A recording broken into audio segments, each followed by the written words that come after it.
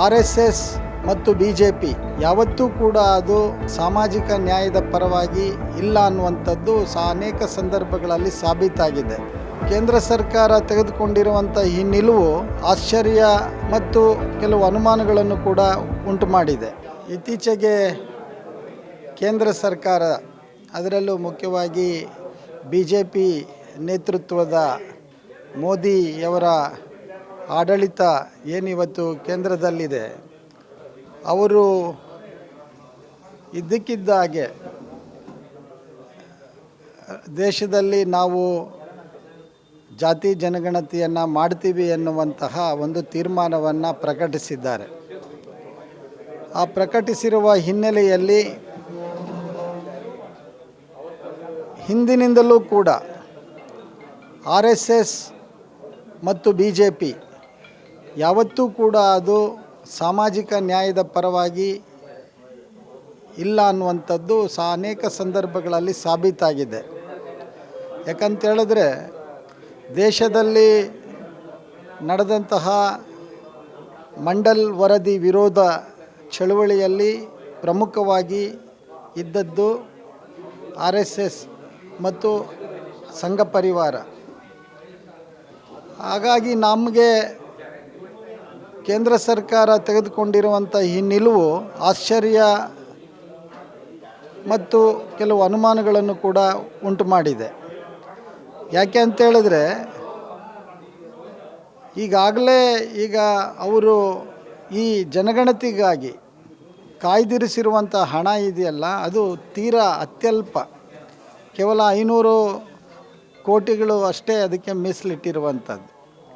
ಈ ಹಿಂದಿನ ಸರ್ಕಾರಗಳು ಸುಮಾರು 2200 ಕೋಟಿಗೂ ಹೆಚ್ಚು ಹಣವನ್ನು ಈ ಜನಗಣತಿಗಾಗಿ ಮೀಸಲಿಟ್ಟಿರುವಂಥದ್ದನ್ನು ನಾವು ನೋಡಿದ್ದೇವೆ.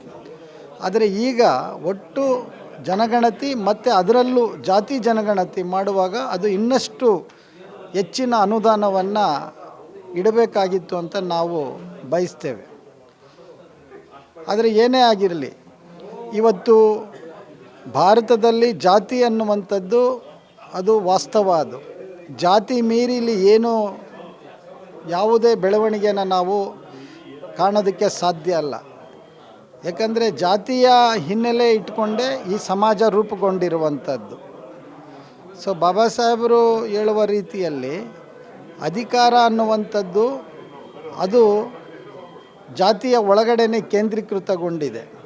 ಹಾಗಾಗಿ ಈ ದೇಶದ ಅನೇಕ ಸವಲತ್ತುಗಳನ್ನು ಈಗಾಗಲೇ ವೈದಿಕಶಾಹಿ ತನಗೆ ಅಜೀರ್ಣ ಆಗೋಷ್ಟು ಅದು ತಿಂದಿದೆ. ಇವತ್ತು ಎಷ್ಟು ತಿಂದಿದೆ ಅಂದರೆ ಅದಕ್ಕೆ ಅಜೀರ್ಣ ಆಗ್ತಾ ಇದೆ.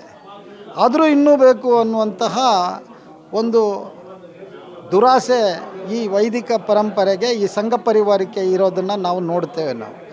ಸೊ ಇಂಥ ಒಂದು ಕಾಲಘಟ್ಟದಲ್ಲಿ ಈ ಸಾಮಾಜಿಕ ನ್ಯಾಯಕ್ಕಾಗಿ ದೇಶಾದ್ಯಂತ ಬಹುದೊಡ್ಡ ಚಳವಳಿಗಳಾಗಿದ್ದಾವೆ.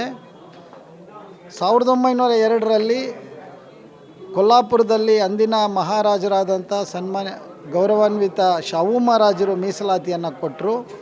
ಅದೇ ರೀತಿ ನಾಲ್ವಡಿ ಕೃಷ್ಣರಾಜ ಒಡೆಯರವರು ನಮ್ಮ ರಾಜ್ಯದಲ್ಲಿ ಮೀಸಲಾತಿಯನ್ನು ಜಾರಿಗೊಳಿಸಿದ್ರು. ಹೀಗಾಗಿ ದೇಶಾದ್ಯಂತ ಮೀಸಲಾತಿ ಅನ್ನುವಂಥದ್ದು ಅದು ದೇಶದ ಅಭಿವೃದ್ಧಿಗಾಗಿ ಮತ್ತು ಯಾರು ಜಾತಿಯ ಕಾರಣಕ್ಕಾಗಿ ತಮ್ಮ ಎಲ್ಲ ಹಕ್ಕು ಮತ್ತು ಅಧಿಕಾರಗಳಿಂದ ವಂಚನೆಗೊಳಪಟ್ಟಿದ್ರು ಅವರಿಗೆ ಒಂದು ಅವಕಾಶ ಈ ಮೀಸಲಾತಿ ಅನ್ನುವಂಥದ್ದು. ಸೊ ಆ ಹಿನ್ನೆಲೆಯಲ್ಲಿ ಇವತ್ತು ಕರ್ನಾಟಕದಲ್ಲೂ ಕೂಡ ಕಳೆದ 2015ರಿಂದ ಸನ್ಮಾನ್ಯ ಮುಖ್ಯಮಂತ್ರಿ ಸಿದ್ದರಾಮಯ್ಯನವರು ಏನು ಕಾಂತರಾಜು ಆಯೋಗದ ಒಂದು ಸಮೀಕ್ಷಾ ವರದಿ ಇವತ್ತು ಸರ್ಕಾರದ ಮುಂದೆ ಇದೆ. ಈಗಾಗಲೇ ಅದು ಕ್ಯಾಬಿನೆಟಲ್ಲೂ ಚರ್ಚೆ ಆಗಿದೆ. ಸೊ ಆ ಹಿನ್ನೆಲೆಯಲ್ಲಿ ಅದನ್ನು ಗಂಭೀರವಾಗಿ ಸರ್ಕಾರ ಪರಿಗಣಿಸಬೇಕು ಮತ್ತು ಅಲ್ಲಿ ಏನು ಕ್ಯಾಬಿನೆಟಲ್ಲಿ ಚರ್ಚೆ ಆಗಿದೆಯಲ್ಲ ಅದನ್ನು ಸಾರ್ವಜನಿಕ ಅಭಿಪ್ರಾಯಕ್ಕೆ ಬಿಡಬೇಕು ಮತ್ತು ಇಡೀ ಕರ್ನಾಟಕದಲ್ಲಿರುವಂತಹ ಶೋಷಿತ ಸಮುದಾಯಗಳು, ತಳ ಸಮುದಾಯಗಳು, ಈ ಸಮುದಾಯಗಳು ಯಾವ ರೀತಿಯಲ್ಲಿ ಶಿಕ್ಷಣ ಪಡ್ಕೊಂಡಿದ್ದಾರೆ, ಉದ್ಯೋಗ ಪಡ್ಕೊಂಡಿದ್ದಾರೆ, ಅವರ ಆರ್ಥಿಕ ಸಾಮರ್ಥ್ಯ ಏನು, ಅವರ ಹೊಂದಿರುವ ಭೂಮಿಯ ಪ್ರಮಾಣ ಏನು, ಅಥವಾ ಅವರು ಯಾವ ಯಾವ ಉದ್ಯಮಗಳಲ್ಲಿ ಹೆಚ್ಚು ಅವರು ಆ ಸ್ಥಾನವನ್ನು ಹೊಂದಿದ್ದು ಇವೆಲ್ಲ ಹೊರಗಡೆ ಬರ್ತವೆ. ಸೊ ಈ ಹಿನ್ನೆಲೆಯಲ್ಲಿ ಕರ್ನಾಟಕ ಸರ್ಕಾರ, ಮುಖ್ಯಮಂತ್ರಿಗಳು ಯಾವುದೇ ಕಾರಣಕ್ಕೂ ಬಲಾಢ್ಯ ಕೋಮುಗಳ ಬೆದರಿಕೆಗೆ ಮಣಿಯದೆ ಕಾಂತರಾಜು ಸಮೀಕ್ಷಾ ವರದಿ ಏನಿದೆ ಅದನ್ನು ಸಂಪೂರ್ಣವಾಗಿ ಸಾರ್ವಜನಿಕ ಅಭಿಪ್ರಾಯಕ್ಕೆ ಬಿಡಬೇಕು ಅನ್ನುವಂಥದ್ದು ಒಂದು.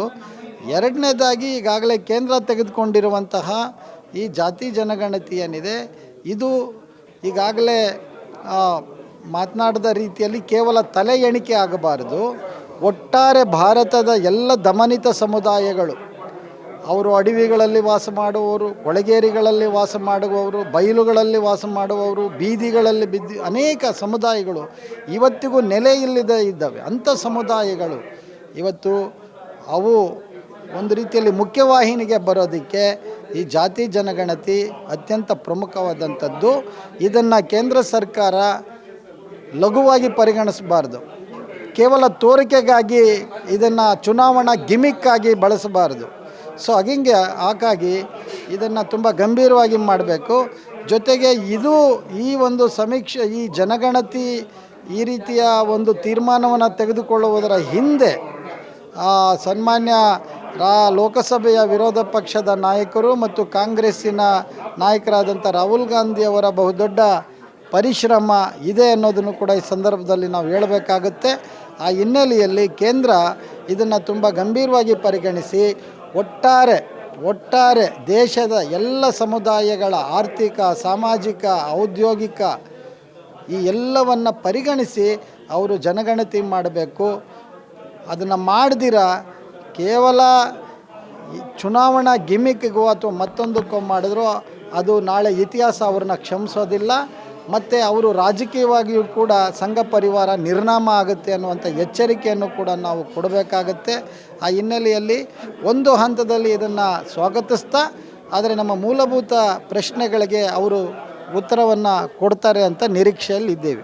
ನಮ್ಮ ಕಾರ್ಯಕ್ರಮಗಳನ್ನು ನೀವು ನೋಡ್ತಾ ಇದ್ರೆ ನಮ್ಮ ಚಾನೆಲ್ ಅನ್ನ ಸಬ್ಸ್ಕ್ರೈಬ್ ಮಾಡಿ, ಪಕ್ಕದ ಬೆಲ್ ಐಕಾನ್ ಒತ್ತಿ ನಮ್ಮನ್ನ ಬೆಂಬಲಿಸಿ. ಹಾಗೆ ನಮ್ಮ ಕಾರ್ಯಕ್ರಮಗಳನ್ನ ಲೈಕ್ ಮಾಡಿ, ಕಮೆಂಟ್ ಮಾಡಿ, ಅದನ್ನ ಬೇರೆಯವರಿಗೂ ವಾಟ್ಸ್ಆಪ್ ಮೂಲಕ ಶೇರ್ ಮಾಡಿ. ನೀವು ಹೀಗೆ ಮಾಡಿದಾಗ ನಮ್ಮ ಚಾನೆಲ್ ಮತ್ತಷ್ಟು ಜನರಿಗೆ ತಲುಪಲು ನೀವು ನಮ್ಮೊಂದಿಗೆ ಸಹಕರಿಸಿದ ಹಾಗಾಗುತ್ತೆ. ಇದು ನೀವು ಯಾವುದೇ ಖರ್ಚಿಲ್ಲದೆ ಕೆಲವೇ ಸೆಕೆಂಡುಗಳಲ್ಲಿ ನೀಡಬಹುದಾದ ಸಹಕಾರ. ಧನ್ಯವಾದಗಳು.